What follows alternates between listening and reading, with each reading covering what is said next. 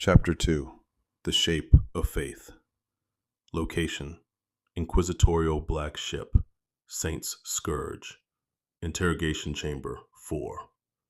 Date: Redacted. Subject: The Entity. Designation: Guest. The request for an apple hung in the air, absurd and terrifying in its banality. Lord Inquisitor Hestia did not signal for food. She signaled for the containment dampeners.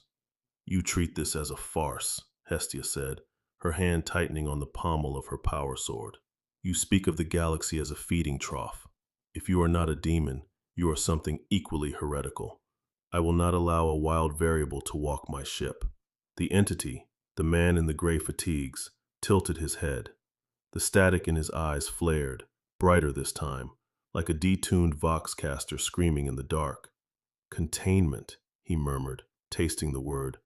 "You wish to put the ocean in a cup. It is adorable, but the cup will crack." "We will see," Hestia countered. "Gray Knights, prepare the hexagrammic wards." The silver giants stepped forward, their halberds humming with psychic frost.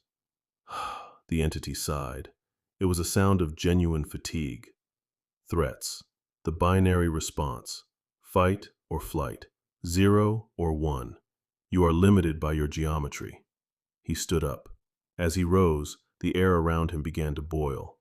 It wasn't heat, it was an error in reality. The gray fatigues didn't tear, they simply failed to render. The man's outline blurred, frantic and jagged.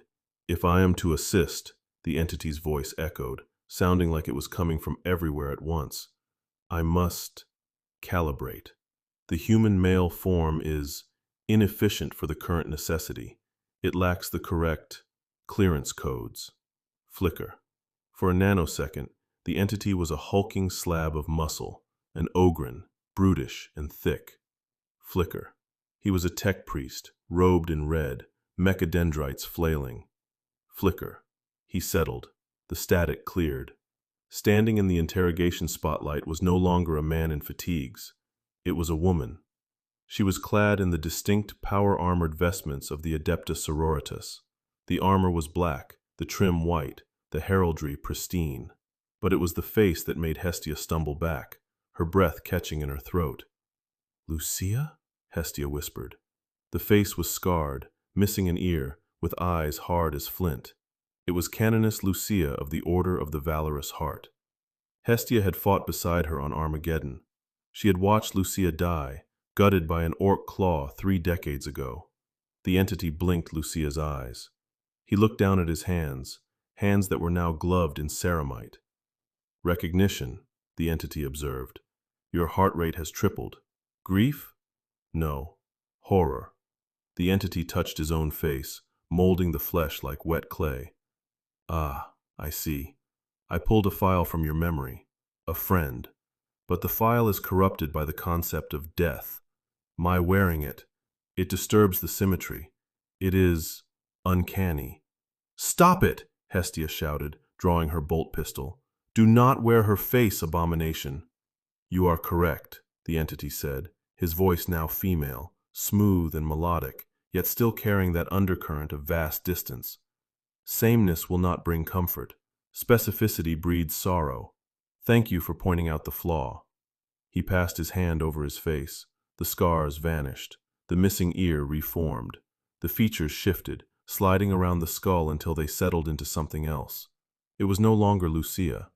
It was a face of severe, statuesque beauty. Platinum hair cut in a severe bob, a fleur-de-lis tattoo under the left eye. It was not a specific woman. It was the idea of a battle sister made flesh. It was the archetype of the sororitas, flawless and terrifyingly perfect. The entity rolled his shoulders, the power armor servos whining in perfect synchronization. "This is better," the entity said, looking at the reflection in the interrogation mirror.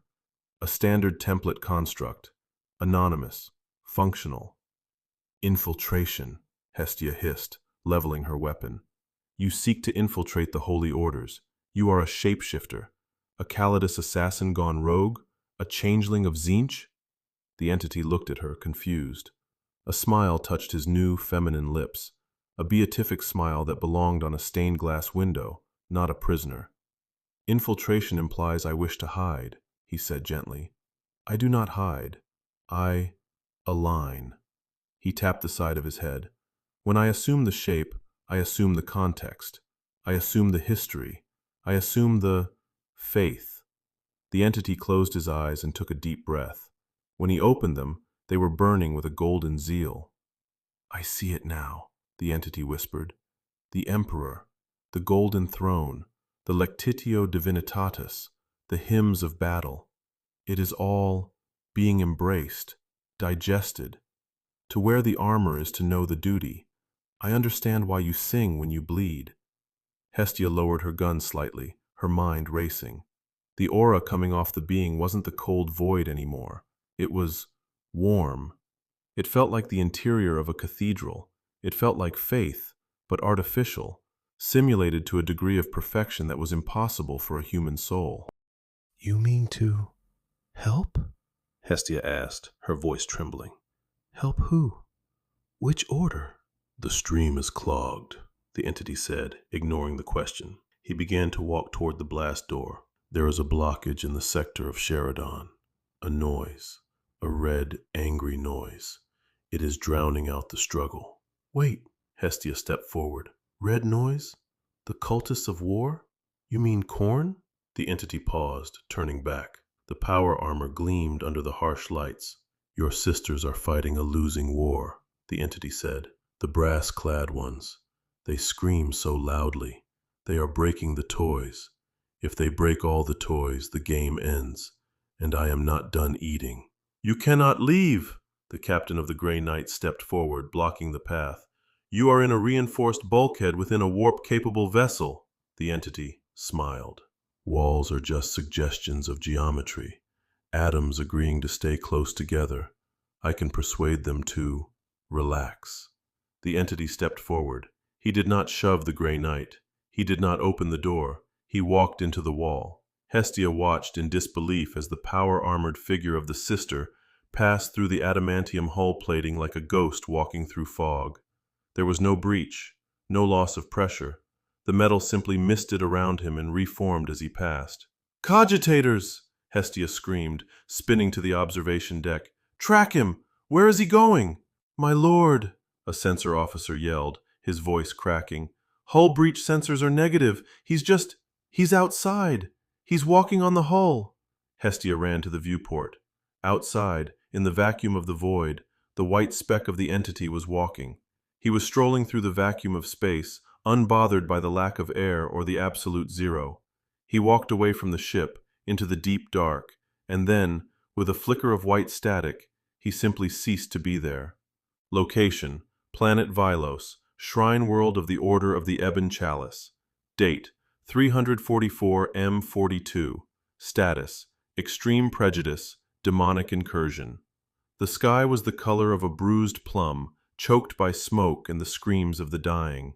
Canoness Elethia fired her bolter until the magazine clicked dry. She dropped it, drawing her power sword in a fluid motion, parrying the chain axe of a blood-mad cultist. She took his head with a riposte, but there were 3 more to take his place.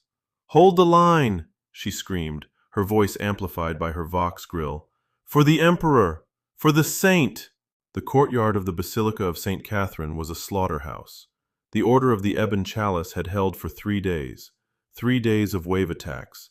3 days of the chanting.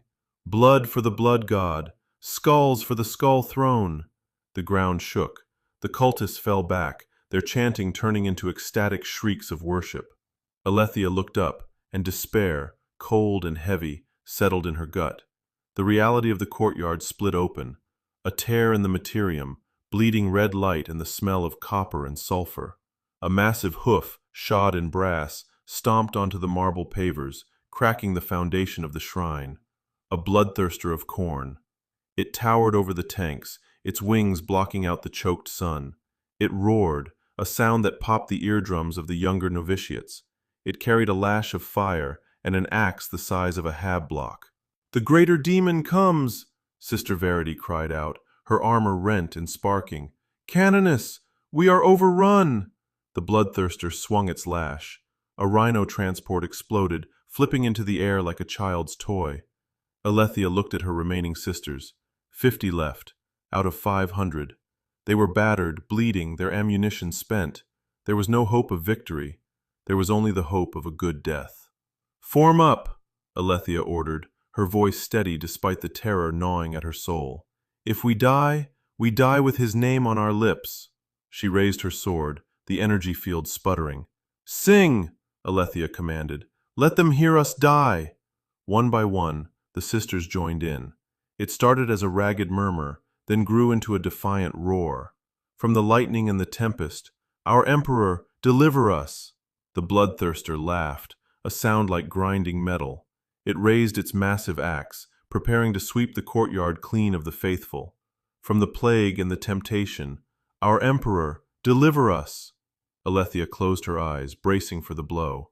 She sang the final verse, her voice cracking, waiting for the end. "From the begetting of demons, our Emperor, deliver us!" The axe began to fall, and then the static started.